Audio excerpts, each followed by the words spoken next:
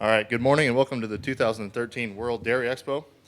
Today's seminar, How to Survive Current Milk and Feed Prices, is sponsored by Sioux Automation Center. The speaker today is Dr. Michael Hutchins, professor at the University of Illinois at Urbana-Champaign. Hutchins has been an extension dairy specialist for 40 plus years at the University of Illinois and the University of Minnesota, retiring in 2010.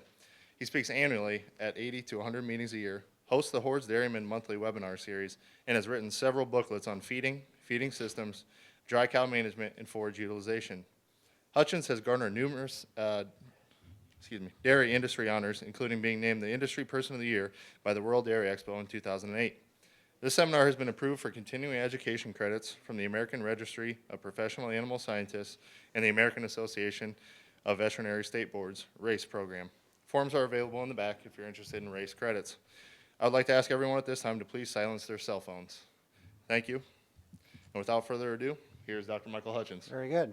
Well, very good. Good to be here, and good to have you in attendance here. I want to thank certainly our sponsors. Without that, this wouldn't be happening, and maybe I should turn this off because I can see what's going to happen here in about 1 minute. He can dial me up, dial me down, depending on how we're coming through back there as well. And we got about a 42-minute presentation as far as that goes. For some of you who were wondering, I started extension when I was 3 years old. So some of you were doing that year's kind of calculation at this point. And you did a great job in the introduction because my wife heard that whole thing. And I need all the points I can get. I'm not sure she'll be impressed or not. But anyway, we'll move on. We have a fun topic for you. Get ready. We're going to do some voting. Quick, how many dairy farmers? How many here are dairy farmers? Show of hands. How many are dairy farmers? Okay, how many are in the feed industry, work in the feed industry at this point? Any educators here, extension educators? Got a few of them as well. Any veterinarians here? We got a few of them. You'll be okay, we'll go slower, you'll be fine. Where are my Packer fans? Where's my Packer fans?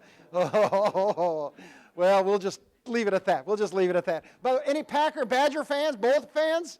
Boy, big trouble, eh? Big trouble. Move on. Anyway, we should have a fun topic for you. Should be about a 40-minute presentation. There'll be a Q&A. We'll take any of the questions you had, and we had a few questions before we even started here. We're going to talk about strategies with current milk and feed prices. That's kind of a Hutchins view. A little biased, as we would say, but let's go through this and see what you're thinking and if you're with me. Certainly, we're going to question what about profit potential. And you see, when you really get going here, you can actually print your own money once you retire. Notice if you can get away with that, you can print that at this point. I can see, Jim, there's not a lot of humor on this one. We'll go ahead and move on. But obviously, it could be a tight, how many think it's going to be a tight year financially? How many think it's going to be pretty tight, even with corn prices going down? Well, we'll see what you're thinking about that. So you ask, what are some of the goals? Well, if you look at the cow has a very simple goal. It simply says, I got to be a healthy rumen and healthy cow. And number two, I got to hang around. So whatever happens with this current situation, I got to avoid lameness, I got to avoid mastitis, and I got to get pregnant. Otherwise, I'm going to be gone at this stage. What is a dairy farmer's goal? He says, well, I want an optimal amount of milk. Did you pick up on that? We didn't say maximum anymore. We're saying optimal milk production based on the facility. You know where I'm going with this. Hopefully, if not, we can answer it in the question period. And number two, we're going to maintain components, especially for us in the Midwest. Because look at that protein price in August 2013, $3.50 a pound. We want to sell protein. Is that right? Sure we do. Okay, so I said, where am I going to get all my information today? So I said, I'm going to be in a Democratic state. This is a blue state. Thank you for electing President Obama. We thank you. We didn't want him back in Illinois. We thank you very much for voting him in. Notice what happens. Our politicians, either we send them to Washington or we put them in prison. As you know, we had two of our governors in prison. Our third one isn't smart enough to get there, but we'll move on. So you can see this is pretty exciting right now. So you can see the president was going to be here, but I guess there's a small problem in Washington, D.C. right now. So I thought, well, some of you Republicans will want to have some political balance here. So here's your buddy over there as well, and we move on. Okay, nobody's laughing. We move on. What are we going to do? Well, I'm going to let you read. This is what we're going to cover the next 35 minutes. And you can read through these, and we'll see how far we get on it and go from there. Okay, get ready to vote. So the first question here, how many think the price of milk is going to be under 20 bucks? How many think it's going to be over $20? Only one hand went up. Only one hand. Anybody see the last news release? What's New Zealand? What's New Zealand paying for price? We got New Zealand in the car. What's New Zealand paying their dairymen for an equivalent on U.S.? $21. $21 in a release that came out this last week.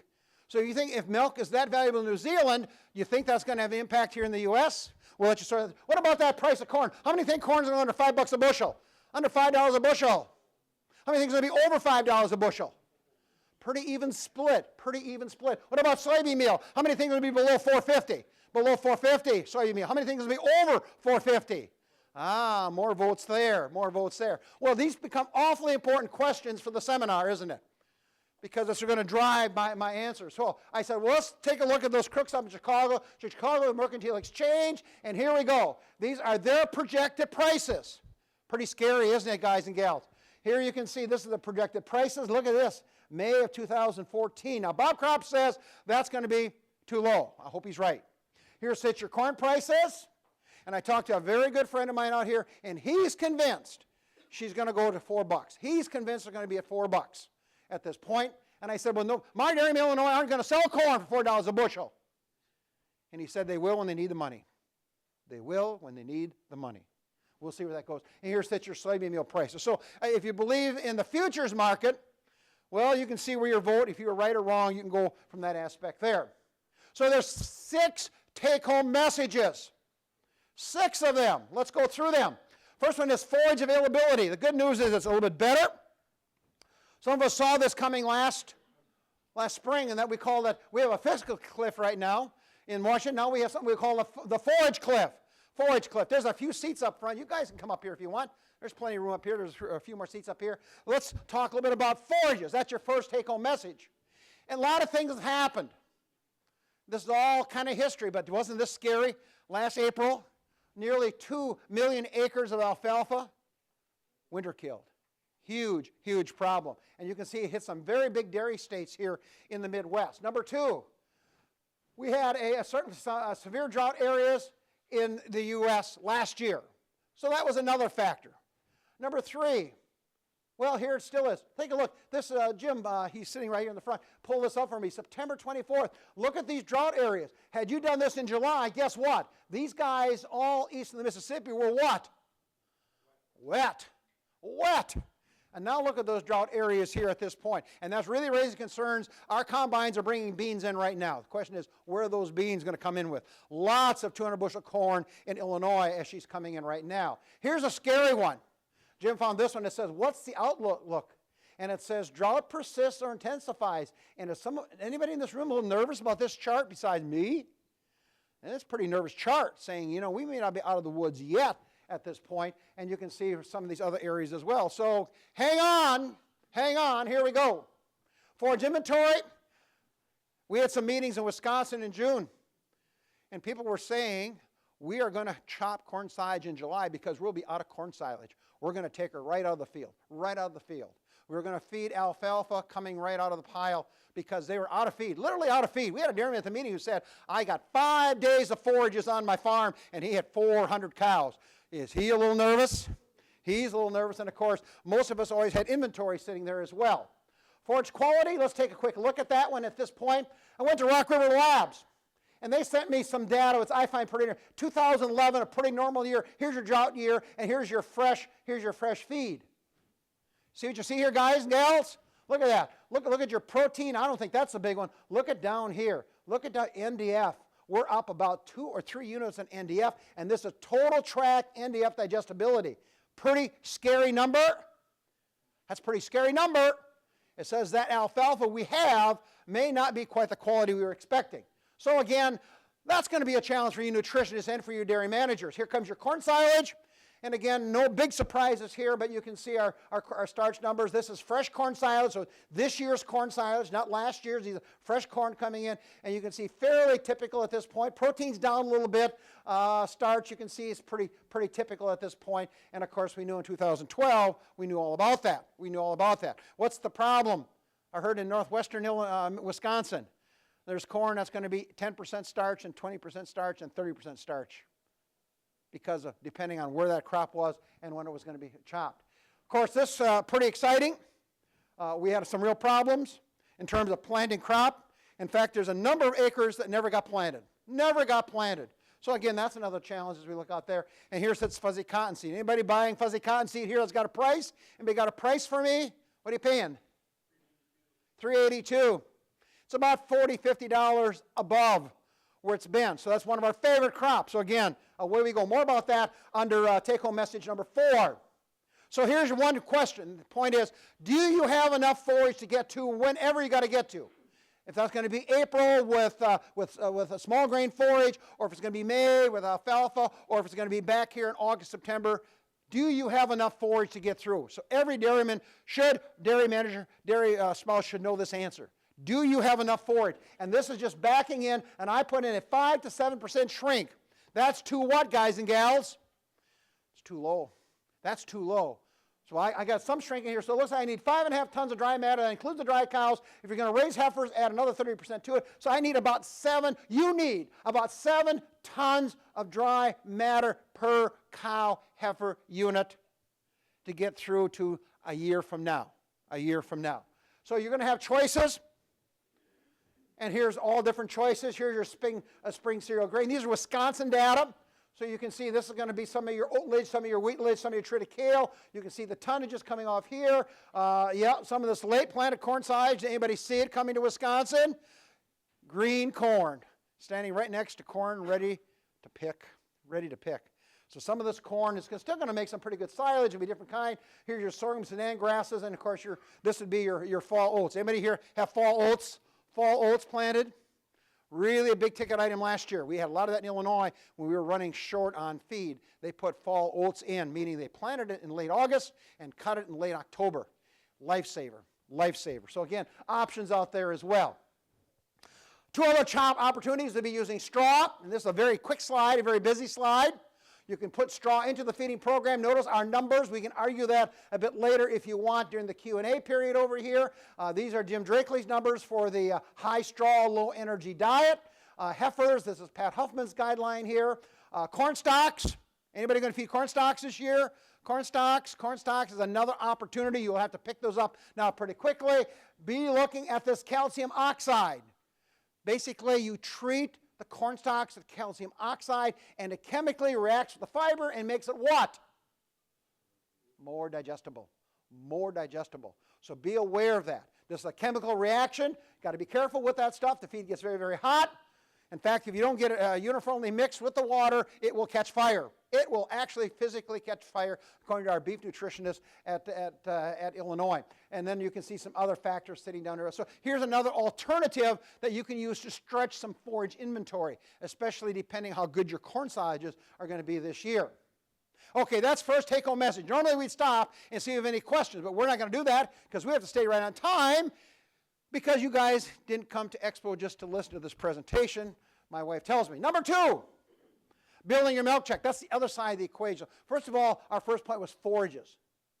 Are you ready? Are you comfortable? What is that quality going to be? Number 2, build a milk check. Well, some of you saw this slide at some meetings here we had last year. And the point is, I never give up any milk. I never give up milk. And primarily, as you can see, if dry matter, and that's the figure I'm going to have, and you're going to write that down. If you're really going to write down, I'm going to give you 4 figures you better write down because I'm going to say if you're in the dairy business, you got to beat my numbers. 12 cents per pound of dry matter. That has dropped down a penny with the new crop prices that you'll see in just a minute. Is that a big number, guys and gals? A penny per pound of dry matter? That's a big number. That's 50 cents for a Holstein, 40 cents for a Jersey cow. That's a big drop. That's a big drop at this point. So why am I never giving up milk? Because it says if milk is $20 a hundred. I don't think we're there right now, but that's 20 cents a pound. My cows, your cows, better do this. Understand the research. They better give you 2 pounds of milk for every pound of dry matter that I give to that cow after I paid her maintenance costs. Which means I've got 40 cents coming back, 12 cents going in, and that means I got a 28-cent profit. I'll trade that all day as long as my cows understand those 2 numbers up there. Now, next question, what about these components? This comes from Hort's Dairyman magazine. This is an August issue, and these are all your breeds. So you're saying if I have a typical DHIR Holstein herd United States, butterfat 3.7, protein 3.02. Remember, you folks from Mexico, New Zealand, and Canada, this is true protein.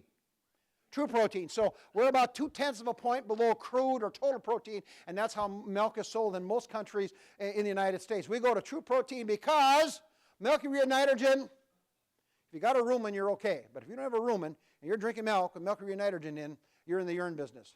I mean, your body's going to just get rid of it. So these are normal numbers here. Here sits your jerseys. If I looked at all the numbers over the last 3 years, and the only ones that have changed been the jerseys. Their numbers have come up. Pretty interesting. No, I'm not sure significantly, but the fat and the protein did come up in the jersey. Here's your ratio. So you can go home, or you can do that right now. If you divide the fat test into the protein test, that's 82%. That's the ratio. And generally, so if you've got a 4 butterfat test, then this number should be about 3:2, because that ratio should track right along with it as long as your feeding program, everything is on track. Those two numbers should move pretty much together as far as that goes. You can also divide the protein and the fat, and that gets you a 1.23. I know that's how the vet school of Wisconsin does their fresh cow transition. They use that number. So it's the same number, just depends on which way you divide it. This, of course, is the right way. This is the wrong way from those Wisconsin veterinarians, but we move on because I've got one in the crowd. It's always good to pick on them. We move on.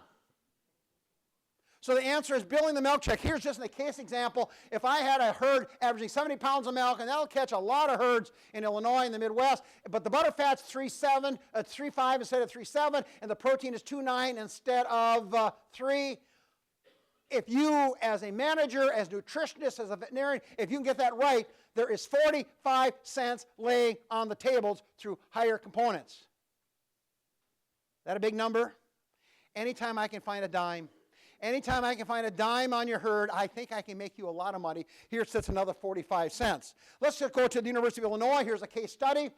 This is from last month. Our butterfat test is 3.9, so there's 22 cents more. Our true protein is 3.1. That's 23 cents. Yes, we have a few jerseys in there, but how many here in this room have some jerseys and Holsteins? Any people got both of them? I got some hands going up there, not uncommon. A milk quality premium, 83 cents. Somatic salt count, bacteria count, 83 cents. And in Illinois, our major co-op does pay a premium for not using RBST. We can argue that a bit later. 59 cents. So now you can see, if I'm going to build my milk check, I've got nearly what laying on the table here, guys and gals? Almost $2. Almost $2 laying on the table that even Obama can't mess with very much. Okay, take-home message number 3. Feeding metrics. Feeding metrics. Get your pens and pencils out. These are your numbers. We'll show you where they come from. Now remember, figures never lie, but liars always figure. So just be aware of that as we go along. Here are the prices I'm going to use in my budget. You may not like that. I'm going to use $5 a bushel corn. I hope I'm wrong, but be careful. When you're in Illinois, don't say that too loud, because almost every dairy farmer also raises what, guys and gals? Corn. So just be careful. If you come to Illinois, you're a speaker. Don't be bad-mouthing corn too badly. So I'm going to use $5 a bushel corn. That's going to end up being $45 to $50 a ton for corn silage. There's your thumb rule. 10 to 1. Take about the price of a bushel of corn, multiply by 10, and that's pretty close to corn silage at 33% dry matter with 30% starch. And somewhere around a 55 NDFD related to it. If those numbers differ, meaning it's high, let's say it's BMR, that means that corn silage is what, guys and gals? It's worth more. It's worth more because you have more energy coming from the corn silage. And my alfalfa hay at $2.50 a ton. How many think that number is too high? $2.50 a ton for high quality alfalfa. $2.50 a ton. How many think it's too high? Can't buy it for that. So anyway, $2.50 a ton. Where's all that good alfalfa going, especially on the West Coast, guys and gals? Oh, Japan, a bigger country, taking more than that. China. They're getting $150, I was told this morning, $150 premium. Take those big bales, compress them on down, put them on a boat, and ship them to China. $150 a ton over gate price. Wow. Away we go. Anyway, soybean meal, $4.50 a ton, distillers, $2.50. And actually, you can buy a little cheaper, distillers a little cheaper. But those are my numbers. We move on. Here comes my budget. So I put this up here simply showing you what's happening, at least what I call it. Here's my prices from last year. Here's this corn. So you see corn silage down $15 a ton. Hay is off about $50 a ton. And some of you are arguing the number is too low. Here's my corn price. Well, you can read the rest of them. Fuzzy cottonseed went the wrong way at this point. But anyway, that's where we are at. Now, all you dairymen have this budget. Now, you also have this one. Here's that magic ration for 70 to 80 pounds of milk. And we're not going to spend much time on it. This is a powerful slide. And if you want the PowerPoints, send me an email. You can have them.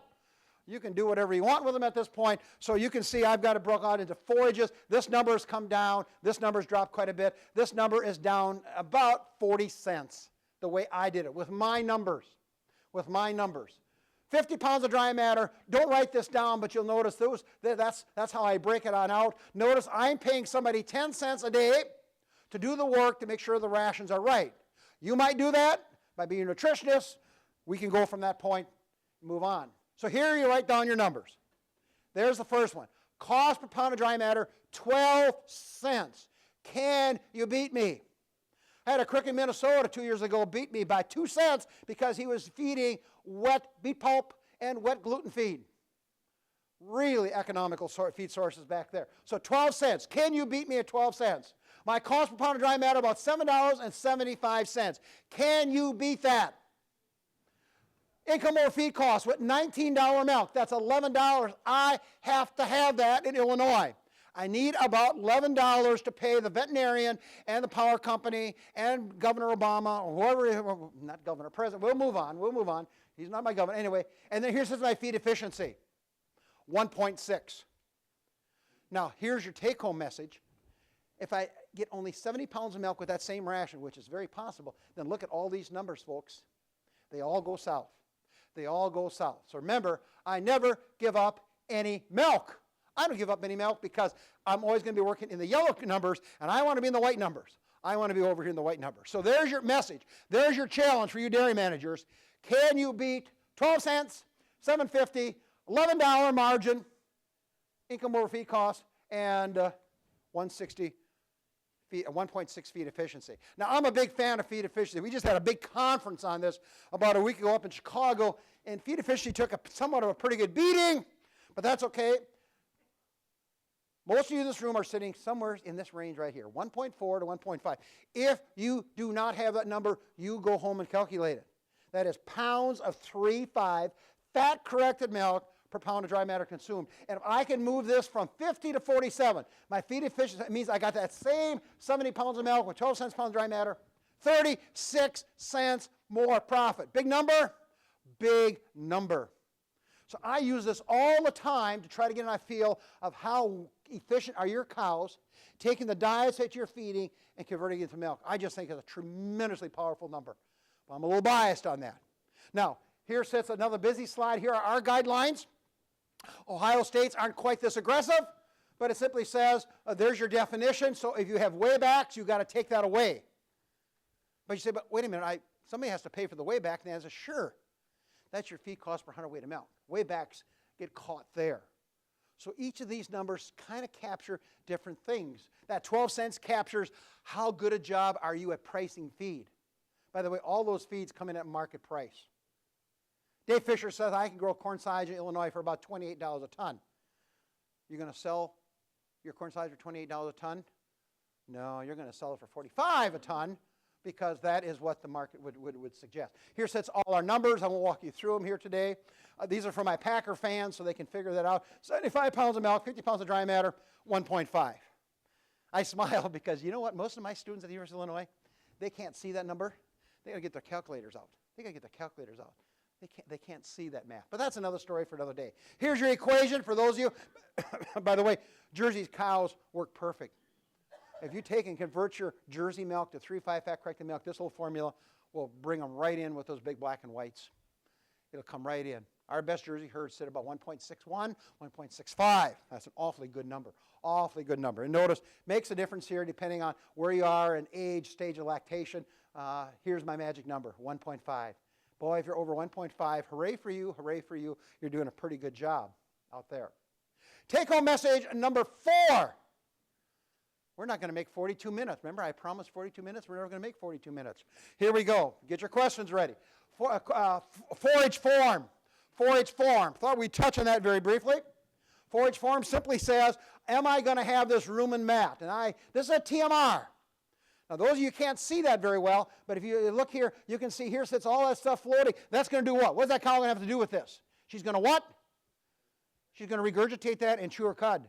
So that's functional fiber, that's rumination. Why do we put it up? Because a lot of herds are going to feed a lot less alfalfa this year because it is too expensive.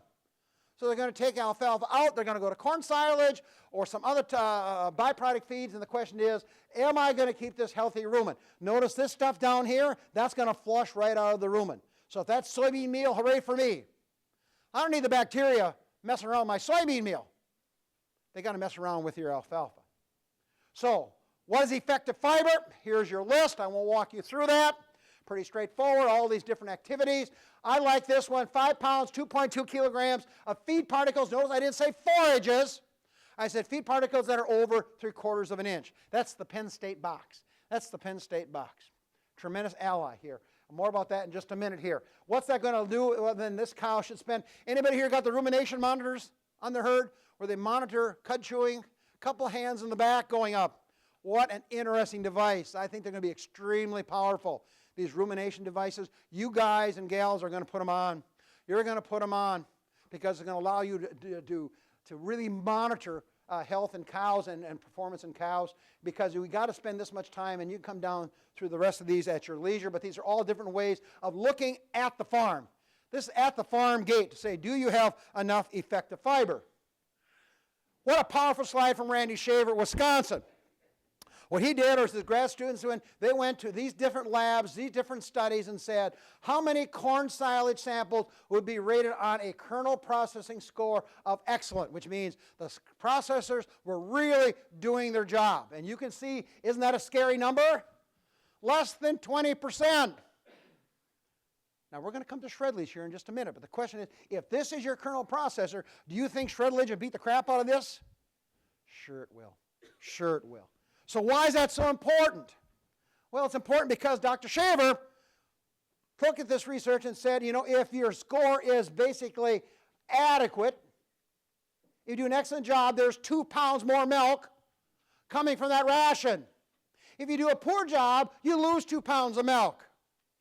To help you out, this is the Packers, this is the Bears. You know, you can get a feel for that. You know, there's winners and losers. Anyway, 4 pounds of milk laying on the table if the processor is doing its thing or not doing its thing. What a powerful message. It's a little bit late here because most of you got your corn silage done already. If you haven't, let's get it right. Let's get it right this year. So these are our guidelines at Illinois. Kernel processed corn silage, 3/4 inch theoretical length of chop. I smile because everybody in Illinois chops 3/4 of an inch long until you get a ruler out and you measure it, and guess what? It's a 1/2 inch. It's, you know, it's 3/8. So they think they had it right. Anyway, I will have roughly 10 or 15% in the top box. That's going to be your real mat forming fiber. This is going to have over 50% in the second box. And then you're going to be under 35% in the third and fourth box. How well will your corn silage this year, your chopping, going to measure up to these guidelines? You can see the TMRs and halages are listed above that. Another story for another day. Now, this is a sample of corn silage from Illinois from 2 years ago. This is 180 bushel corn silage, kernel processor. Now, you can take a look, and you measure this with a ruler, and Jim, you put the ruler in there, you can see this is, that's an honest to God, 3/4, I just measured from this tip to this tip, from here to there. You know, this is 3/4 inch. So you could, anybody can go out and measure it. It's there. So you can see 13.3% as fed basis. This is the winning corn silage we had at that show. Nearly 70% in the middle box. Amazing. Amazing. Probably one of the longest ones we ever shook at that dairy show. That dairy show occurs in February, and one of the rules is if you're coming to the meal, you got to bring a sample of TMR and corn silage. And so we had about 40 corn silage samples.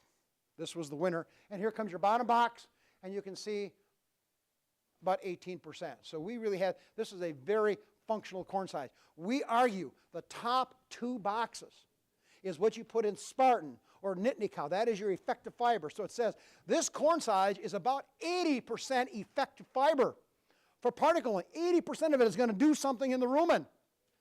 That's almost as good as baled hay. Almost as good as baled hay. Now, I did just talk to a dairyman from Illinois. They put the shredder in. Anybody here got shreddelage? Who's got shreddelage? Anybody got shreddelage here? Got one hand going up, 2 hands going up, going slowly. I'm not going to pick on you. If it was a small meeting, I would pick on you. Anyway, it's a different technology. And you can read this through here. And most of this research has been done here at Wisconsin. So you can see two things. Number one, it really smashes the corn kernels, and it's got a much longer theoretical length of chop.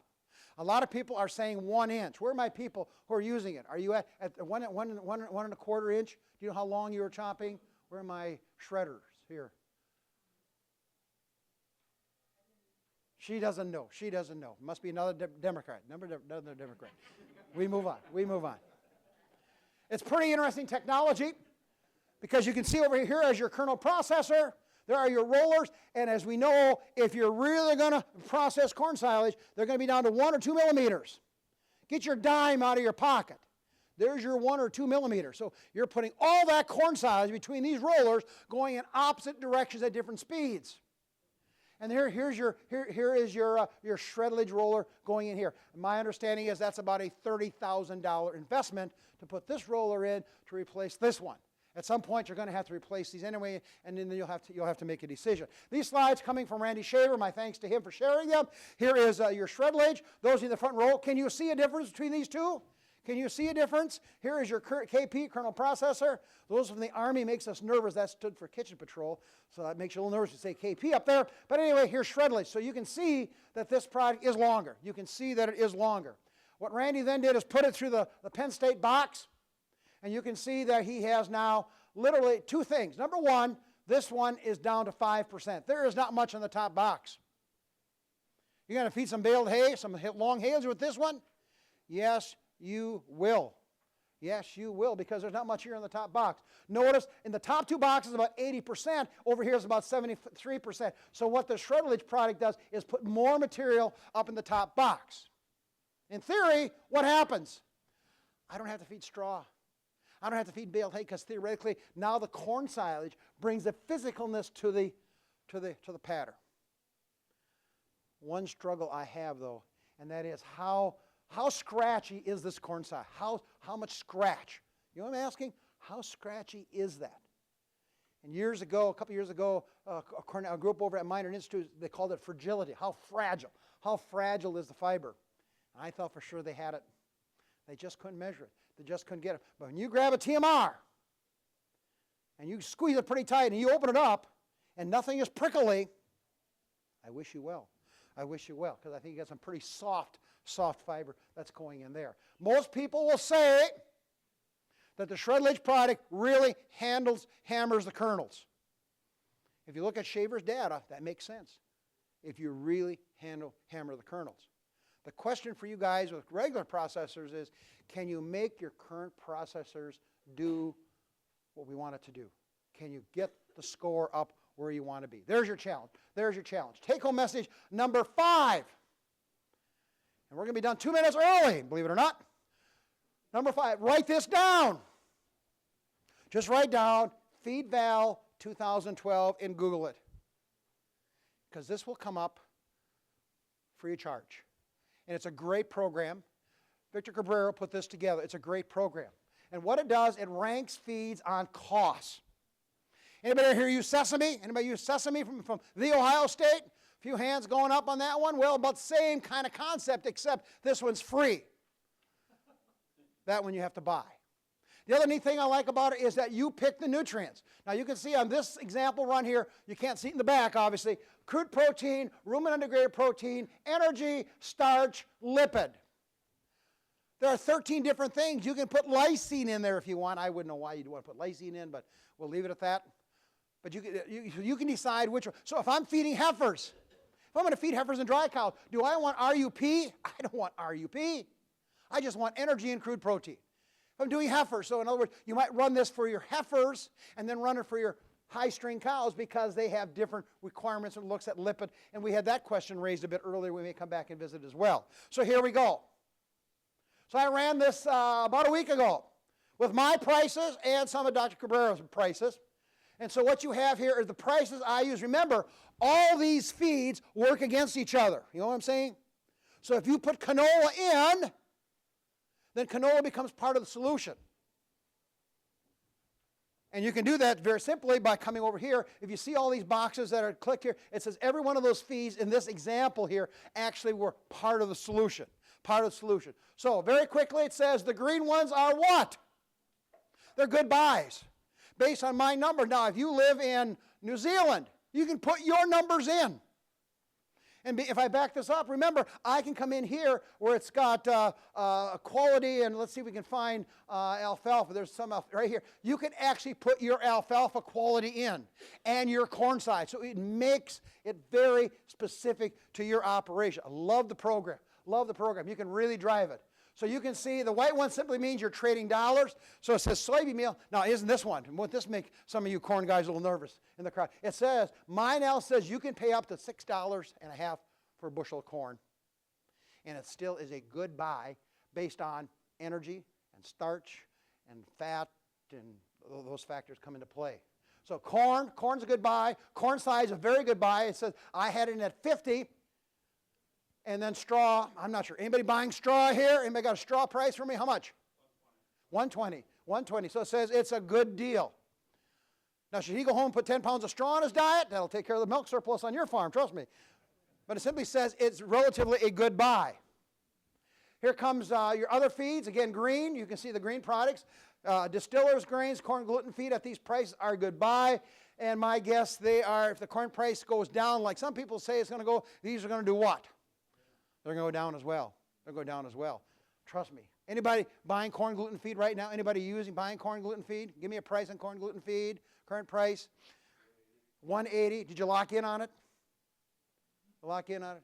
God, if I get corn gluten feed at $160, $180, I would lock in. I wouldn't trust all those crooks from ADM and places like that.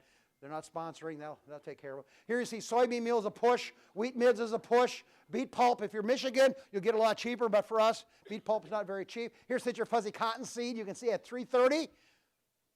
Now I heard $380. So whoever said $380, they got to go and put that number in, because that's going to do what? It's going to change all the other feed prices slightly. Not very much, but it will impact them. Especially if you got lipids checked. You got to have lipids checked. If you don't, and that's the only problem with sesame. Sesame doesn't look at lipids. And so it always puts a hammer to corn, distillers grains, and fuzzy cotton seed, because they don't look at lipids as a unique nutrient out there in pricing their feed. So there you go. There you go. Powerful, powerful little program.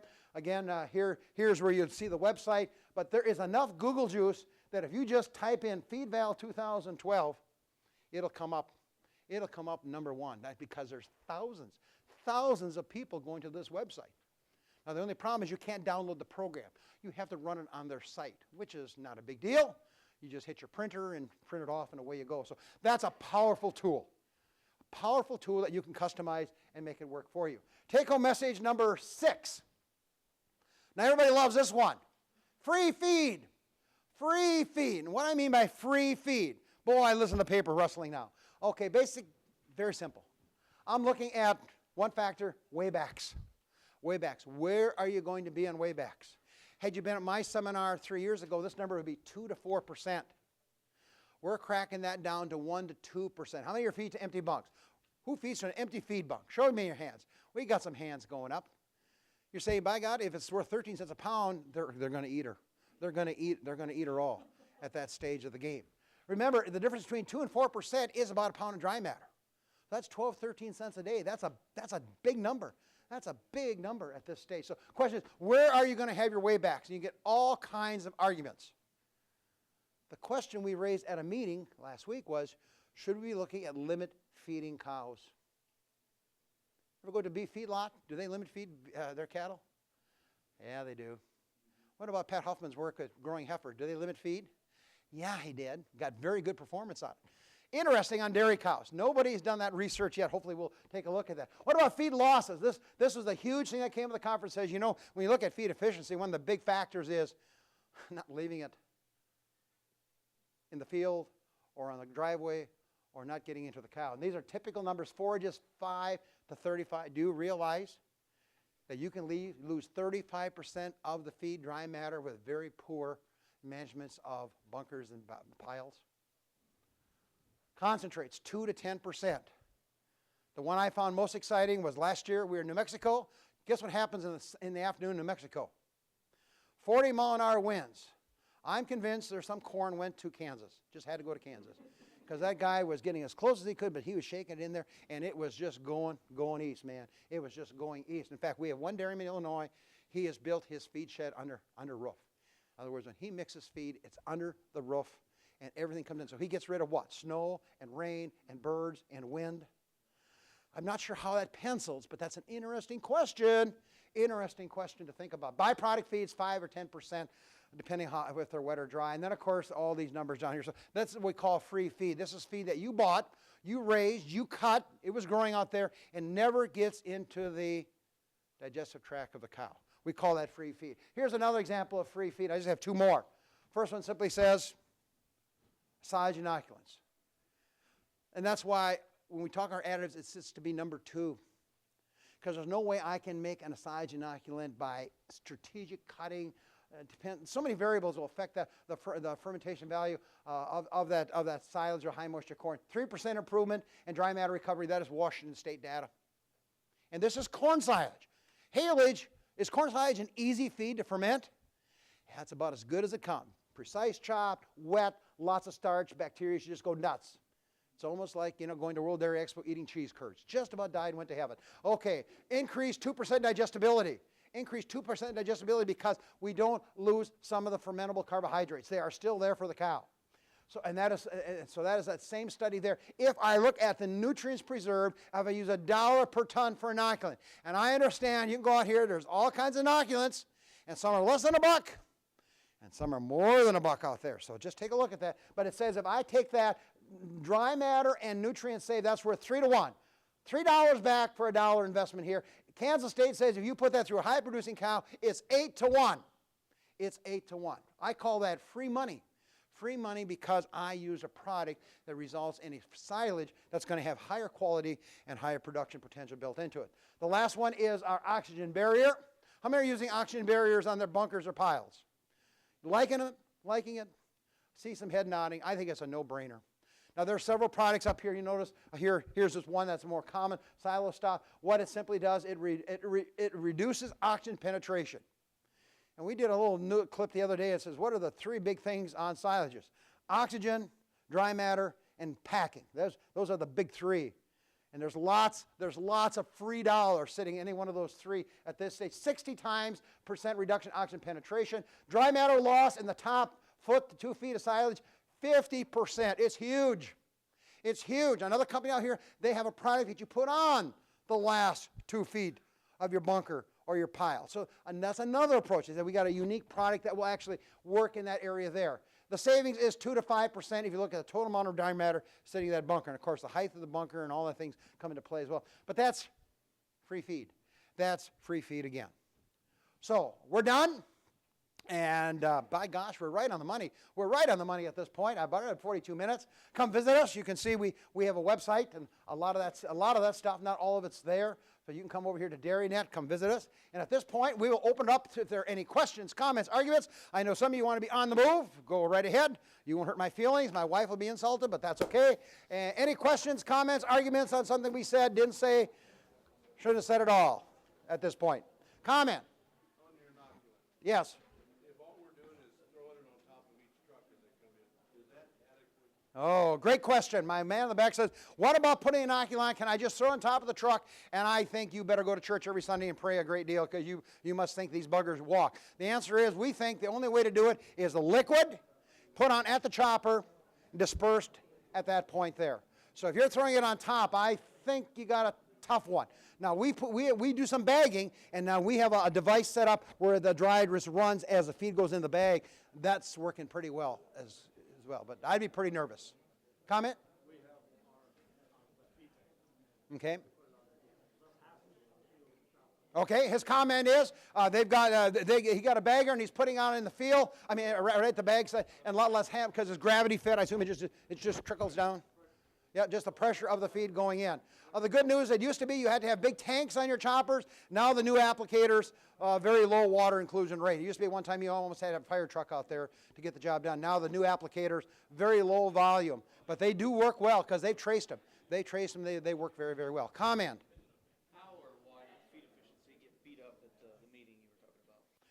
Well, the question up front is why did feed efficiency get beat up on? First of all, there was an argument that it doesn't have a lot of economic value associated with it. I would argue all day on it as far as from that aspect. The next question would be farmers have a hard time getting it. I understand. A young man from Ohio State went to California to do feed efficiency. What was his biggest problem?